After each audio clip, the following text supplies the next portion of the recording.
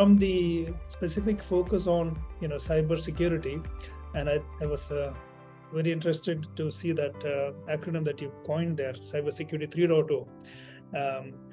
It's something which I've not come across before, to be honest, but I can just share with you my perspective on what I see with the whole 3.0, industry 4.0, and all those evolutions that we are tracking and we are trying to keep abreast of, right?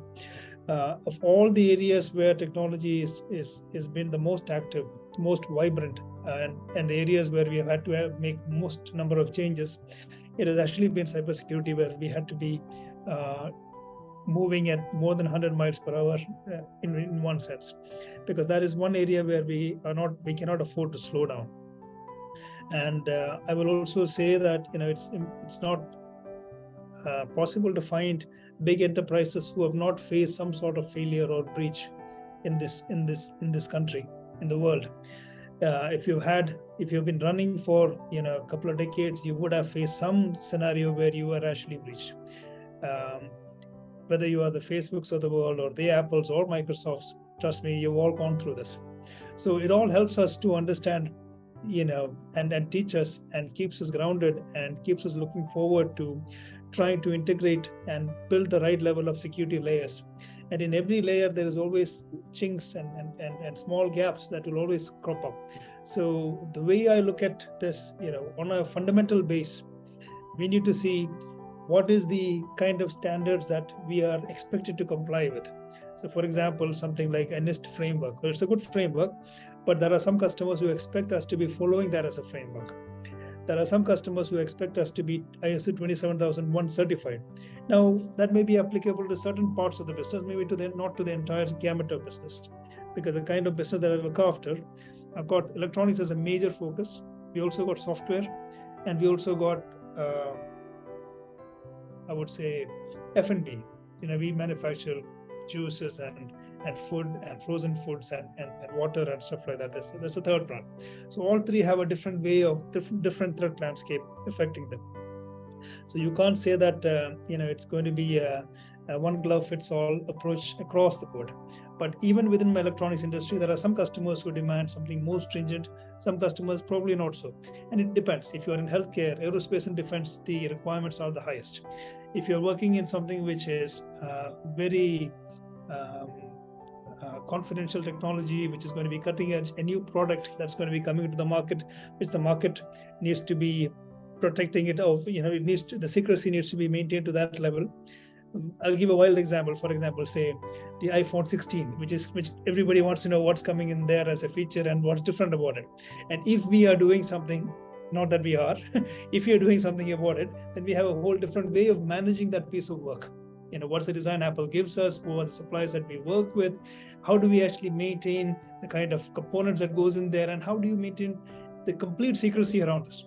Because that has got to be kept. So you can imagine the kind of rigor that needs to be applied based on the product, based on the customer, based on the scenario. And that's the kind of flexibility that we will need. So while we try to define, here is a standard, a cybersecurity standard that we will try and follow. Here is standards that we are supposed to be complying with. Here is also our aspirations to achieve, so that we are able to go towards these levels in certain things. So balancing all of this is what is needed. Now, when you try to balance all of this, now cybersecurity 3.0 becomes another paradigm, where what does that really mean for us when you are looking at your small environment? I'm talking about from a NeST world itself. This is what we are. Now, how does Cyber 3.0 come in here? From the vantage point of a CISO or a CIO, because I wear the CISO hat as well, I really would like to see what's happening there, and I want it to pop up and tell me something is going wrong, right? So while we have firewalls, so while we have endpoint security, while we have network security and segmentation and application security and other testing which is happening in the development space and remote access, etc., physical security, all of this is different service providers, different tools. They all do a point function. You're also coming across this point of, for each of these elements, we are trying to protect it with the best of breed solution.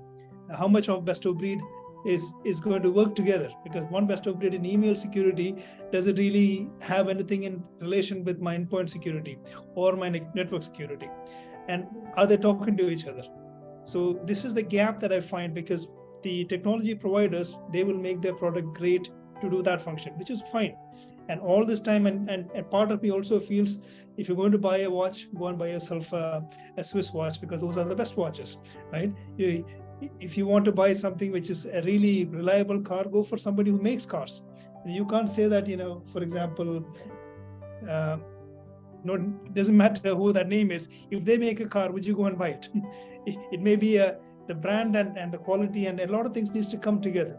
So while somebody is great at network security, the way they interact with the others is actually a challenge for an internal organization.